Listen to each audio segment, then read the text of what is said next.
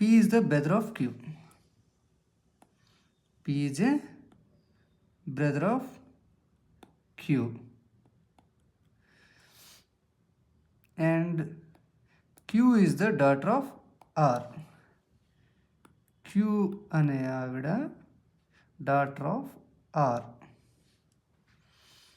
If R is married to S, R అనే వ్యక్తి ఎస్కి married చేసుకుంటే, if R is married to S, how is P related to S? S అనే వ్యక్తికి P అనే వ్యక్తి ఏమయ్యే possibility ఉంది? బ్రదర్ అంటే సేమ్ జనరేషన్ ఉండాలి. ఇది జనరేషన్ 1, ఇది జనరేషన్ 2 అనుకుందాం.